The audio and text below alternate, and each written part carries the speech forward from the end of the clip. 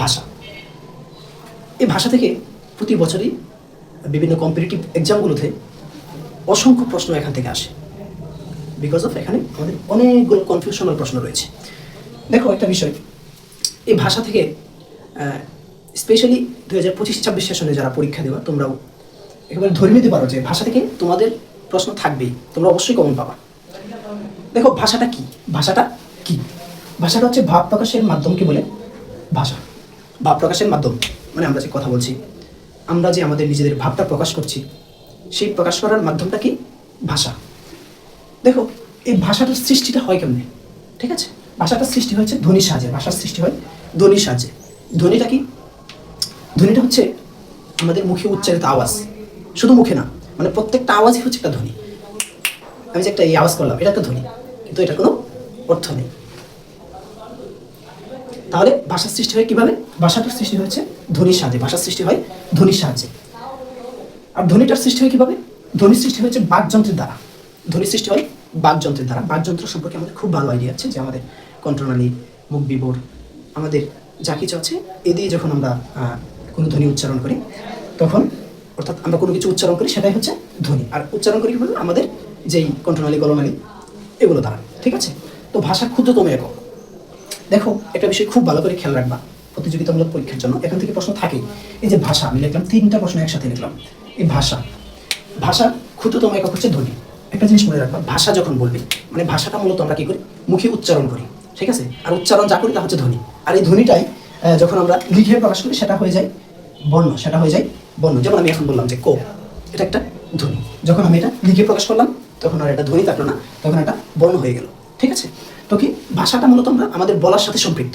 সুতরাং আমাদের বলার সাথে সম্পৃক্ত যদি হয়, তাহলে সেটা সবসময় উত্তর হবে কি? ধ্বনি। তাহলে কি ভাষার ক্ষুদ্রতম একক হচ্ছে ধ্বনি। ভাষার মূল উপাদান হচ্ছে ধ্বনি। ভাষার মূল উপকরণ হচ্ছে ধ্বনি। দেখো ভাষার সংশ্লিষ্ট যা আছে সব হচ্ছে তো কি ভাই?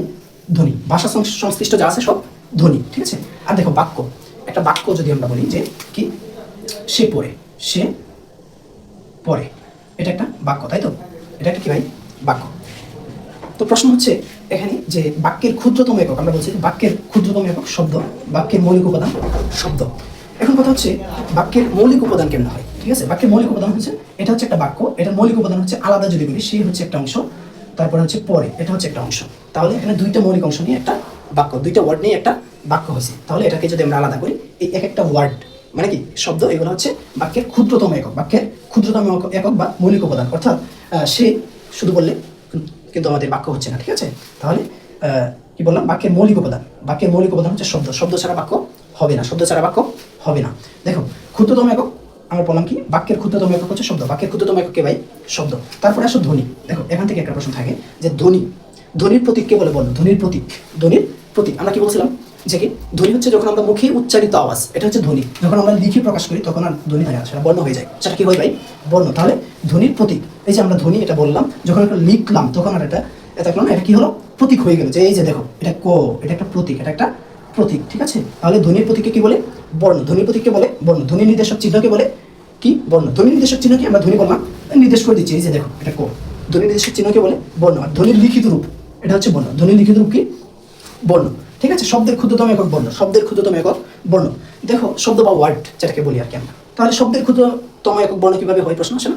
দেখো আমরা দেখো আরো কিছু প্রশ্ন আমাদের আসে। যেমন বর্তমানে পৃথিবীতে ভাষা আছে 3,500-এর বেশি। 3,500-এর বেশি। পৃথিবীতে বাংলা ভাষার অবস্থান হচ্ছে ষষ্ঠ।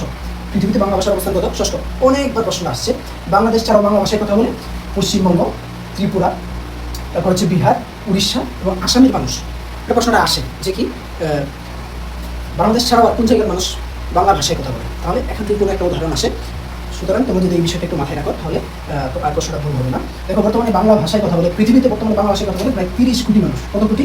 30 কোটি মানুষ বাংলা ভাষায় কথা বলে। বর্তমানে পৃথিবীতে প্রায় 30 কোটি মানুষের ভাষা হচ্ছে বাংলা। পরবর্তীতে আমরা যেটা আলোচনা করবো সেটা হচ্ছে বাংলা ভাষার রীতি। দেখো বাংলা ভাষার কিছু নিয়ম আছে, কিছু রীতিনীতি আছে, সেই বিষয়টা মূলত আলোচনার বিষয়। তো বাংলা ভাষাটা যে আছে তার মূলত রূপ আছে, তার রূপ বা রীতি আছে হচ্ছে 2টা। কয়টা? বাংলা ভাষার রূপ বা রীতি আছে 2টা। একটা হচ্ছে মৌখিক বা কথ্য রীতি, একটা হচ্ছে লৈখিক বা লক্ষ্য রীতি।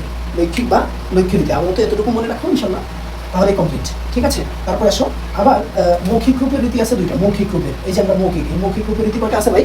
দুইটা। কি কি? একটা চলিত কথ্য রীতি, একটা হচ্ছে আঞ্চলিক কথ্য রীতি, একটা চলিত কথ্য রীতি, একটা আঞ্চলিক কথ্য রীতি। আবার এই লৈখিক রূপের যে রীতি আছে, সেই লৈখিক রূপের আরো দুইটা রীতি আছে। লৈখিক রূপের রীতি কয়টা ভাই? আরো দুইটা রীতি আছে, একটা হচ্ছে চলিত রীতি আর একটা হচ্ছে সাধু রীতি। একটা চলিত আর একটা হচ্ছে সাধু রীতি। একটা বিষয় সবসময় খেয়াল রাখবা যে কি ভাষা রীতি থেকে এখান থেকে খুব গুরুত্বপূর্ণ প্রশ্ন, যে কি সর্বজন স্বীকৃত লক্ষ্য রীতি। সর্বজন স্বীকৃত লক্ষ্য রীতি হচ্ছে সাধু রীতি। সর্বজন স্বীকৃত মানে লেখার ক্ষেত্রে শুরু ব্যবহৃত হয়, সেটা হচ্ছে সাধু রীতি, ঠিক আছে। আর সর্বজন স্বীকৃত লক্ষ্য এবং মৌখিক, দেখো এটা লেখার ক্ষেত্রে ব্যবহৃত হয়, আবার মানে বলার ক্ষেত্রে ব্যবহৃত হয়। এটা হচ্ছে চলিত রীতি, এটা হচ্ছে চলিত রীতি। এই যে আমি এখন তোমাদের সাথে কথা বলছি, এটা কিন্তু চলিত রীতি, ঠিক আছে। এটা আমি লেখার ক্ষেত্রেও ইউজ করতে পারি, আবার বলার ক্ষেত্রেও ইউজ করতে পারি। এটা কি? চলিত রীতি। এই প্রশ্নটা খুবই গুরুত্বপূর্ণ, অনেক আগ থেকে তোমরা জানো যে আঞ্চলিক ভাষার অপর নাম হচ্ছে উপভাষা। আঞ্চলিক ভাষার অপর নাম কি? উপভাষা। পারবো না? আঞ্চলিক ভাষার অপর নাম উপভাষা। সেই জন্য আমি একটু সহজ করে লিখছি, ঠিক আছে। যে কি সাধুরীতির কিছু নিয়ম হচ্ছে সুনির্ধারিত ব্যাকরণের নিয়ম অনুসরণ করে চলে, অর্থাৎ ব্যাকরণের নিয়ম অনুসরণ করে চলে হচ্ছে সাধুরীতি। পদবিন্যাস সুনিয়ন্ত্রিত ও সুনির্দিষ্ট হচ্ছে সাধুরীতির। প্রশ্নটা এমন আসে যে কোন পদের পদবিন্যাস সুনিয়ন্ত্রিত ও সুনির্দিষ্ট, ঠিক আছে, তখন আমরা অবশ্যই উত্তর করবো সাধুরীতি। গৌরগম্ভীর তৎসম শব্দবহুল হচ্ছে সাধুরীতি। নাটকের সংলাপ ও বক্তৃতার অনুপযোগী হচ্ছে সাধুরীতি। সর্বনাম ও ক্রিয়াপদে এক বিশেষ গঠন পদ্ধতি মেনে চলে সাধুরীতি, ঠিক আছে। এক বিশেষ গঠন পদ্ধতি মেনে চলে কে? সাধুরীতি, ঠিক আছে। পারো? আচ্ছা, তারপরে হচ্ছে চলিত রীতি। চলিত রীতিটা কি ভাই?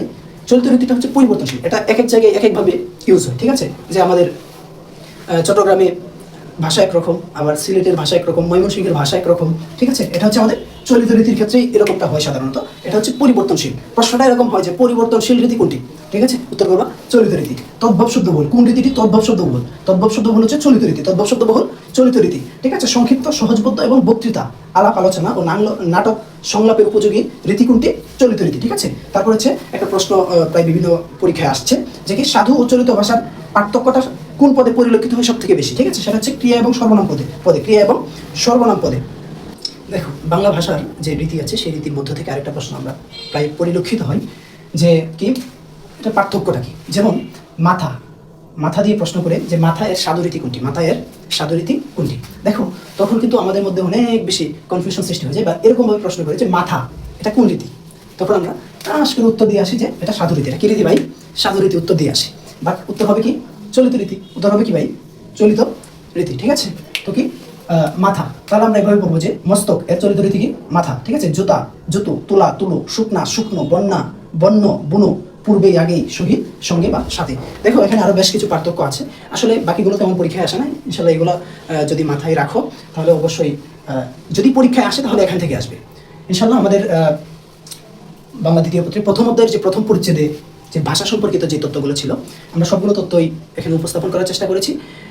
যদি কোনো কম্পিটিটিভ এক্সামে ভাষা থেকে প্রশ্ন আসে তাহলে অবশ্যই এর ভিতর থেকে আসবে, এর বাইরে কোনো প্রশ্ন আসার সম্ভাবনা নেই ইনশাল্লাহ। এতটুকু মাথায় রেখো, ইনশাল্লাহ অবশ্যই তোমরা সফল হবে। সেই প্রত্যাশা আজকের মতো এই পর্যন্তই। দেখা হবে আমাদের বাংলা দ্বিতীয় পত্রের পরবর্তী আরেকটি পাঠ নিয়ে। আসসালামু আলাইকুম রহমতুল্লাহ।